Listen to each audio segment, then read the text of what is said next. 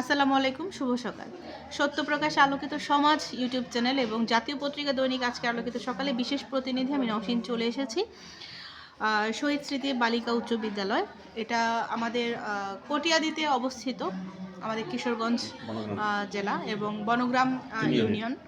এখানে আমার সামনে উপস্থিত আছেন আমাদের এই স্কুলের মাননীয় সহকারী প্রধান শিক্ষক জাহাঙ্গীর আলম স্যার এবং আমাদের প্রতিষ্ঠা শুরু থেকেই যিনি সহকারী শিক্ষক হিসেবে আছেন তিনি হচ্ছেন মোহাম্মদ মিজানুর রহমান স্যার। অসংখ্য ধন্যবাদ জানাচ্ছি স্যার। আমি আপনাদের কাছ থেকে একটু জানতে চাইব, যেহেতু আমাদের এখন প্রধান শিক্ষক ছুটিতে আছেন আনোয়ারুল হক স্যার, স্যারকে আমরা ধন্যবাদ জানাচ্ছি যে এত সুন্দর একটি প্রোগ্রাম করার জন্য অনুমতি দিয়েছেন। আমি প্রথমেই একটু চলে যাব আমাদের জাহাঙ্গীর আলম স্যার, আমাদের সহকারী প্রধান শিক্ষক। স্যার, আমি আপনার কাছে জানতে চাচ্ছি যে এই বিদ্যালয়ের সহকারী প্রধান শিক্ষক হিসেবে আপনি কতদিন হয়েছে আপনি এখানে আছেন? আমার নাম মোহাম্মদ জাহাঙ্গীর আলম। এই সহকারী প্রধান শিক্ষক হিসেবে দায়িত্ব পালন করতেছি প্রায় 2 বছর যাবত। জি, আসসালামু আলাইকুম। আমরা আমাদের যে আজকের এই যে বালিকা বিদ্যালয়টি প্রতিষ্ঠিত হয়েছে, ওই আমাদের একটা বৃহত্তর এলাকায় নারী শিক্ষার যে অভাবটা আমাদের এলাকায় কিছু কিছু লোক মানে আমরা অনুভব করছিলাম, এবং বিভিন্ন কারণে মেয়েরা দূর দূরান্ত গিয়ে লেখাপড়া করতে সমস্যা সৃষ্টি হওয়ার কারণেই এই প্রতিষ্ঠাতা হাজি আব্দুল হান্নান সাহেব এবং এই আমিরুদ্দিন চেয়ারম্যান, এই 3-4 জন লোক আমরা প্রথম চিন্তা করলাম যে আমাদের এই এলাকায় একটা নারী শিক্ষা প্রতিষ্ঠান করা যায় কিনা। এর ভিত্তিতেই ওনারা আমাকে দায়িত্ব দিল যে তুমি শুরু করো, আমরা সর্বপ্রকার সহযোগিতা করব। এই ওনাদের আগ্রহ নিয়ে আমি এলাকার কিছু যুবক সম্প্রদায়কে নিয়ে এবং প্রত্যেক গ্রামে গ্রামে প্রত্যেকের বাড়ি বাড়ি আমরা গিয়ে সবারে এই মাঠে উপস্থিত করিয়া আমরা একটা মিটিং করি। মিটিং করার প্রাককালে আমরা চিন্তা করলাম যে এখানে একটা নারী শিক্ষা প্রতিষ্ঠান করতে হলে আমাদের যে কী করণীয় দিকগুলি চিহ্নিত করে আমরা প্রথমেই কিছু স্থান, এটা খুবই কঠিন। উনি একজন মহান ব্যক্তি ছিলেন। উনি স্বেচ্ছায় এই টোটাল এই জায়গাটা দিয়ে প্রতিষ্ঠা করার জন্য যা যা লাগে উনি সর্বদাই আমাদের পাশে ছিলেন। এবং প্রতিষ্ঠানটা যখন দাঁড়াইলো, তখন আমরা নামকরণ নিয়ে আমরা যখন চিন্তা করলাম, তখন এই প্রতিষ্ঠানের নামকরণ বিষয়ে যখন আলোচনা হলো, তখন প্রথমেই এই প্রতিষ্ঠানটা বঙ্গবন্ধু নামে করার প্রস্তাব আসলো। তখন একজন ব্যক্তির নামে করলে 10 লক্ষ টাকা লাগে। 10 লক্ষ টাকা তখন আমরা এই জোগাড় করতে পারতেছি না।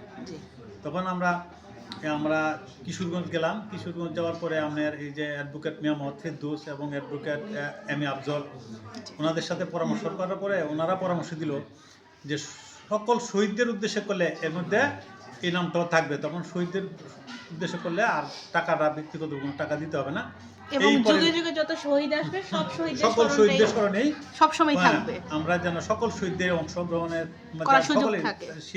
এরা থাকে, এই লক্ষ্যে কিন্তু আমরা শহীদদের উদ্দেশ্যে আমরা এই স্কুলের নামকরণ করলাম গিলাকান্দি শহীদ স্মৃতি বালিকা উচ্চ বিদ্যালয়।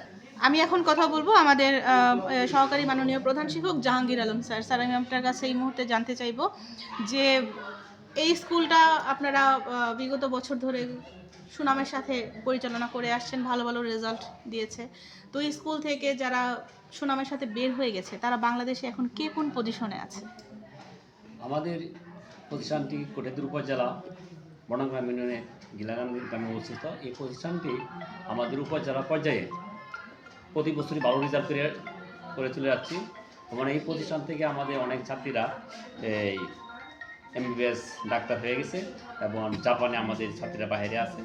তাছাড়া এই বর্তমান 2025 সালে SSC রেজাল্ট হয়। মোট পরীক্ষা ছিল 63 জন, তার মাঝে আমরা এই A+ GPA পেয়েছি 3 জন এবং পাশের হার ছিল 83.63%। কটিয়াদী উপজেলার মাঝে খেলাধুলা জাতীয় পর্যায়ে আন্তর্জাতিক পর্যায়ে আমাদের অনেক সুনাম অর্জন করছি, অনেক পুরস্কার পেয়েছি। আশা করি সামনে আরও ভালো করব, এই প্রত্যাশা প্রকাশ করছি। 2026 সালে SSC পরীক্ষার জন্য আমাদের টোটাল 75 জন শিক্ষার্থী ক্লাস 10ম শ্রেণীতে রেজিস্ট্রেশন করেছি। এবং টেস্ট পরীক্ষা দিয়েছে। তার মধ্যে আমাদের পাশের হার মোটামুটি ভালো করছে। ভালো করার পিছনে আমাদের এলাকাবাসী, অভিভাবক, ছাত্র, শিক্ষক প্রতি মাসে একবার করে মিটিং করতাম। মিটিং করার পরে তারা সমন্বয়ে আমাদের রেজাল্ট ভালো, টেস্টের রেজাল্ট ভালো করছে।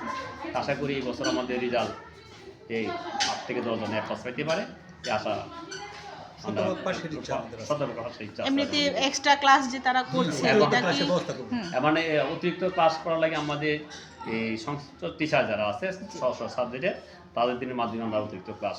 এটা কি মানে কোচিং আকারে করবে নাকি স্কুলের পক্ষ থেকে? না, স্কুলের পক্ষ থেকে আমরা ক্লাস করাই প্রতি বছরই করে। অসংখ্য ধন্যবাদ জানাচ্ছি স্যার। বর্তমান দেশ তো ডিজিটাল বাংলাদেশ, ডিজিটালের সাথে তাল মিলিয়ে আপনাদের শহীদ স্মৃতি বালিকা উচ্চ বিদ্যালয় কত দূর এগিয়েছে? ডিজিটাল হিসাবে আমাদের প্রতিষ্ঠানটা এই 2022 সালে 19 বিভক্ত হয়, যার জন্য যে ডিজিটাল যে ল্যাবটা কম্পিউটার ল্যাব সেটা আমরা পাওয়ার কথা প্রক্রিয়াধীন আছে, যে কোনো সরকার দিলে আমরা পাবো। তাছাড়া আমাদের ব্যক্তিগত প্রতিষ্ঠান থেকে আমাদের ডিজিটাল হিসাবে মাল্টিমিডিয়া ক্লাস এগুলি করার চেষ্টা করছি, আর ল্যাপটপ আছে, এগুলি আমরা আশা করি মাল্টিমিডিয়ামে ক্লাস করে মেয়েদেরকে ক্লাসের প্রতি আকর্ষণ বাড়ানোর চেষ্টা করছি, যাতে ছাত্রছাত্রীরা শতভাগ উপস্থিত থাকে সেভাবে আমরা আপনার চেষ্টা করছি। এলাকাবাসী এবং শিক্ষক কমিটি অভিভাবক মিলাইয়া যাতে আরও ভালো করা যায়। কোটিদুর উপজেলা একটা কোটিদুর উপজেলা মানে আপনাদের একটা মডেল স্কুল হিসেবে শহীদ স্মৃতি বালিকা উচ্চ বিদ্যালয় প্রকাশ পায়, সেই প্রত্যাশাতেই আমাদের সবাই এগিয়ে যাচ্ছে একসাথে। ধন্যবাদ।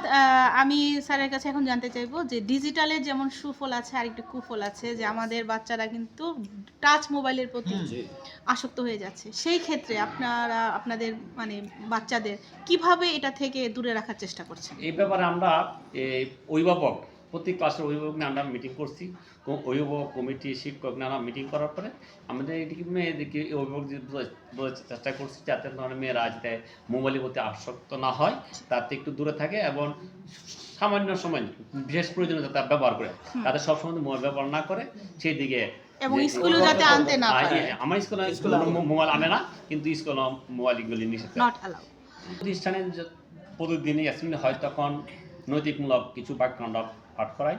আমাদের এই যে বাল্য বিবাহ প্লাস এই যে ইফটিজিং প্লাস এই নেশাগ্রস্ত করে মাদককে না বলার জন্য আমরা প্রতিদিনই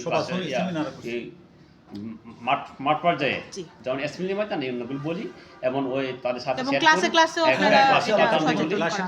শেয়ার করার পর দেখা যাচ্ছে আমাদের প্রতিষ্ঠানের এই ধরনের কোনো মেয়ে নাই। আমাদের প্রধান শিক্ষক হচ্ছে মোহাম্মদ আনোয়ারুল হক, উনি আজকে ছুটিতে আছে, তার এই মেয়ে জন্য তার পারিবারিক সমস্যা কারণে উনি ছুটিতে আছে এবং ওনার হাত ধরে কতটুকু উন্নত হয়েছে সেটাই। উনি 2023 সালে উনি সহকারী প্রধান শিক্ষক হিসেবে যোগদান করে। ওনার তার আদর্শ সততা মোটামুটি ভালো, আশা করি সে আমরা সবার সাথে মিলিয়ে চলে, আশা করি আরো ভালো করব। ওনার হাত ধরে প্রতিষ্ঠান আরো উন্নত হবে ভবিষ্যতে। কলেজে করার চিন্তা ভাবনা আছে, যদি আমাদের ভালো ডেভেলপমেন্ট একাডেমি আরো উন্নত করতে হবে, তা আমরা ওনার প্রকাশ করছে কলেজ করার চিন্তা আমরা তাদের ছিল, মহিলা কলেজ।